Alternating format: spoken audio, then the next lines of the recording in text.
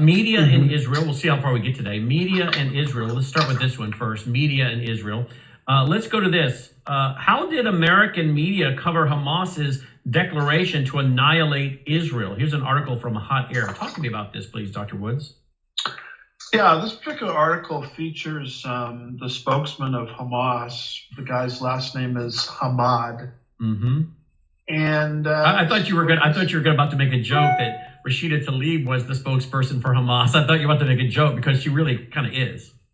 Well, the article brings that up. She's good. Got Hamas connections Yes. that the media won't report on.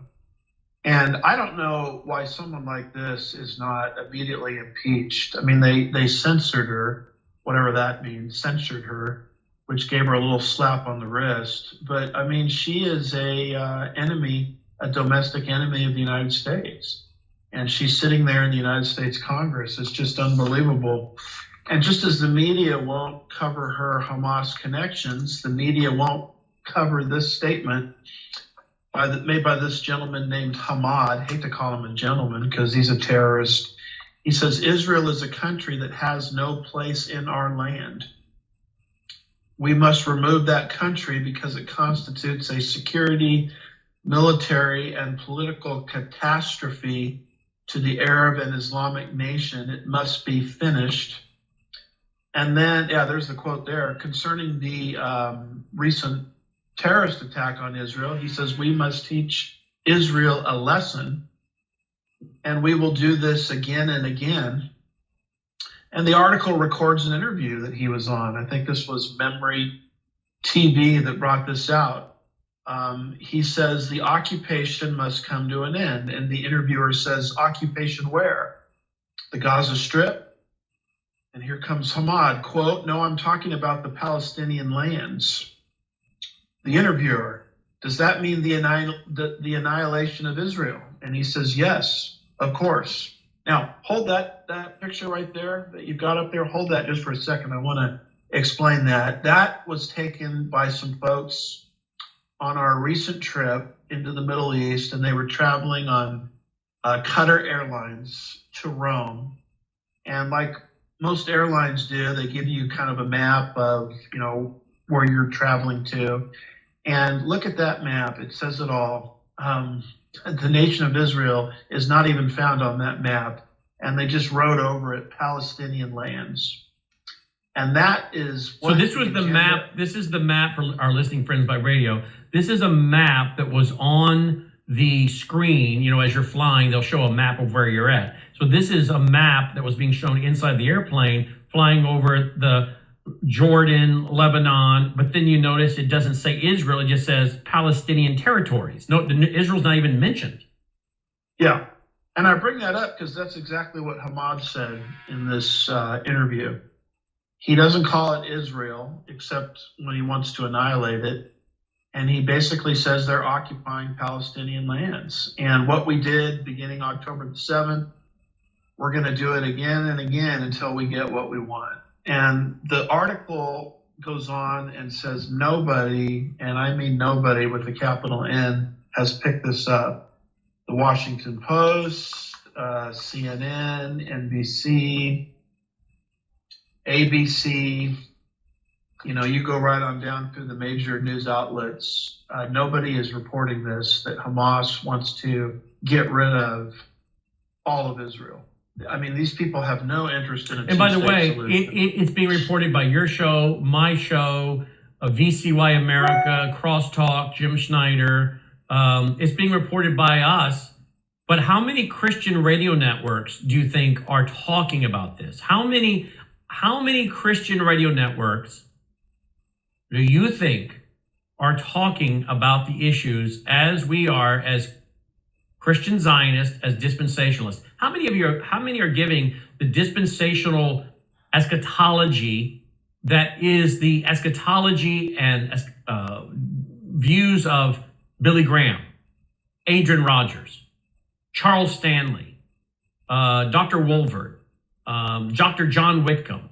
I could go down the list, right? This is not new. These were many of the leaders of the modern evangelical church. This is what modern Christian radio was all about. Not in our churches anymore, and not in 99.9% of Christian radio. Would you agree?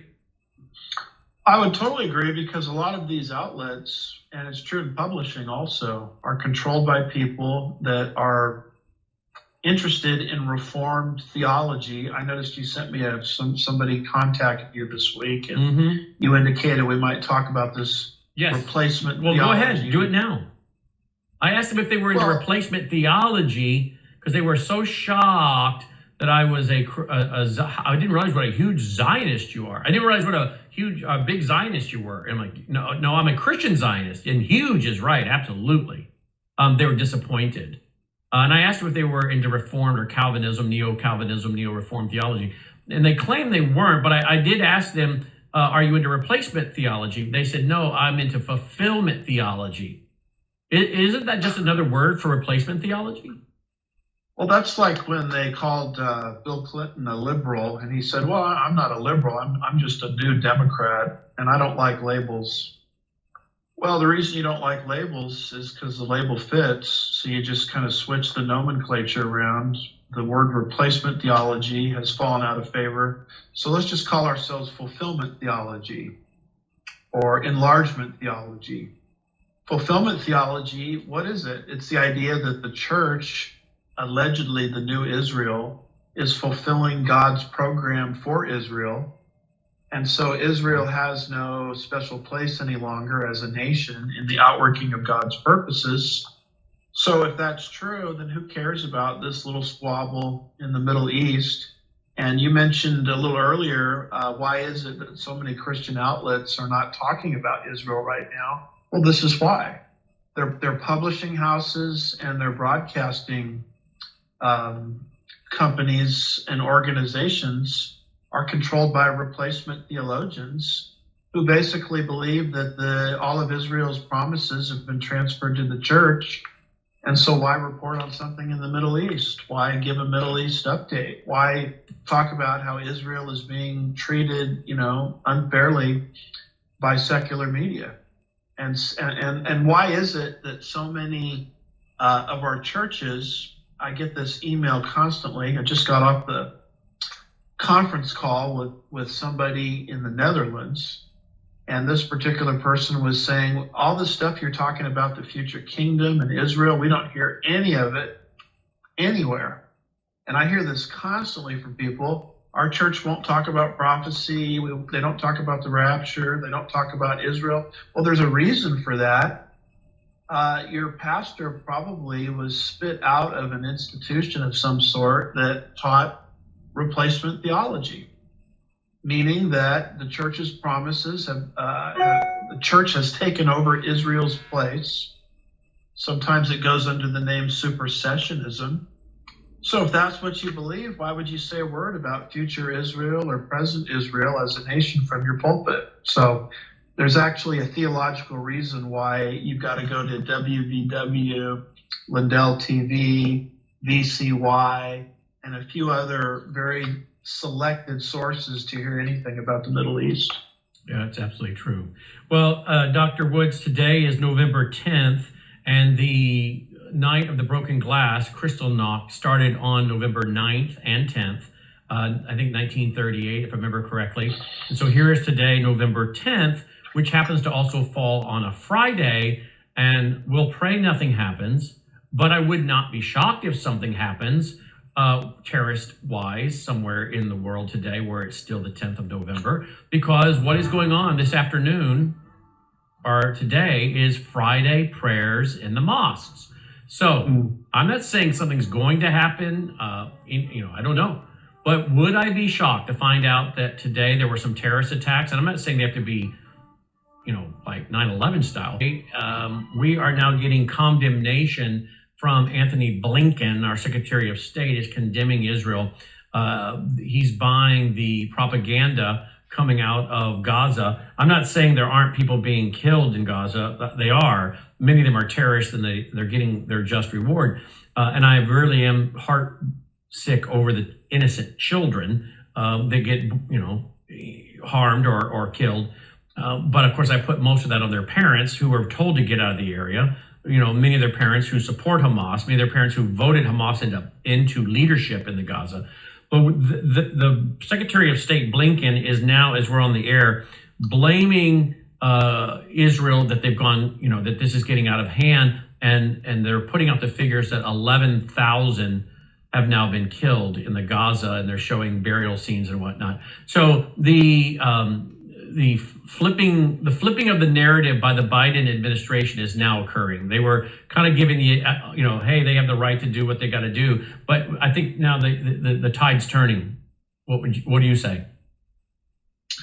Well, what's happening is what we were fearful of, that as Israel started to exercise any rights any country that's sovereign would have, the ability to, root out terrorist cells within their own borders. As they started to do this and they started to become effective at it, there would be casualties, which there always are in a war.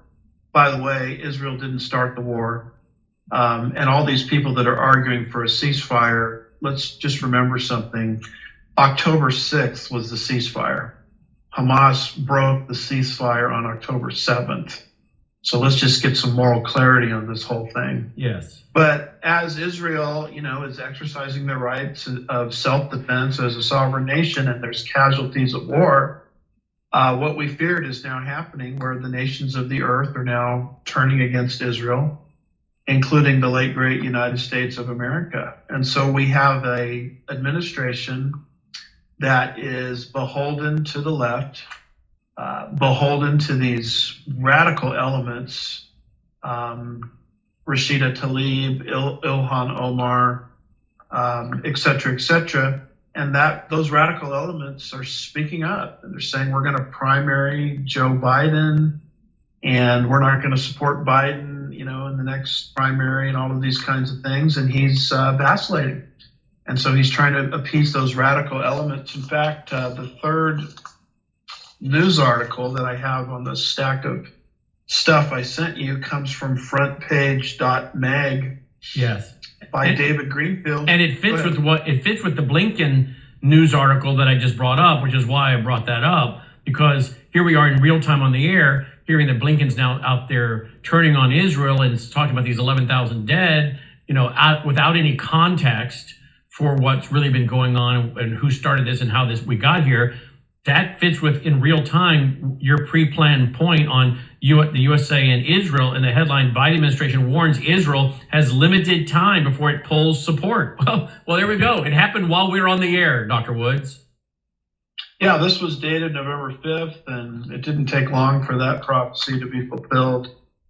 It's now November 10th. And first of all, these 11,000 dead, I'd like that defended a little bit. I'm not even sure that's true. And also, we need to factor in the fact that Hamas deliberately hides behind women, children, and hospitals. They deliberately put their armaments and military modes of attack in those areas. And so if Israel can't take those areas out, basically what you're saying is Israel can't defend herself. She's just got to sit there. And by the way, when the Israelis fight, you mentioned it earlier, they drop leaflets. They tell the innocent civilians to get out of harm's way. I don't know of any nation on the face of the earth that consistently does that the way Israel does. So let's just keep all the data in mind when CNN and MSNBC and Blinken just keep saying 11,000 dead. Let's see a little bit of qualification of that. Here's the headline from Daily Mail. America's strongest condemnation of Israel's war in Gaza yet. Blinken says, quote, far too many Palestinians have died as Hamas-run Gaza Ministry of Health puts death toll at 11,000. So there you go, the strongest condemnation yet while we're on the air. We got just a couple minutes left, Dr. Woods. Let's go to another one of your points in your presentation here. Let's go to this one. Occultic revival, selling their souls. Hasbro offered AI-powered virtual Ouija boards for Halloween. You and I and others have talked about that in the last few months, that eventually the Americans would turn to these AIs thinking they're talking to, their relative that somehow artificial intelligence is helping them talk to. And I said, well, don't be shocked when demons enter this zone. And here we are. And anyone can go back and find those shows where we predicted that AI would be used like you would use a Ouija board. And none of us had any idea there was an AI Ouija board coming. Yet we were telling the audience, this is a natural progression if you're thinking you're going to talk to your dead relatives through AI by recreating them, their voice, the way they sound, even using holograms and things they were talking about. I said, well, the next thing is a demon just takes over into the AI space. And here we are, AI Ouija boards. Yeah, well, the bottom line is this is desensitizing people to the dark side. Indeed. It's mainstreaming evil spirituality and opening people up to it. And we know who's actually ultimately going to be speaking through these seances, as I call them, demons masquerading as the deceased. And so we're in a culture now that's opening itself up to occultic forces. And we're not really that far, in my opinion, from Nazi Germany.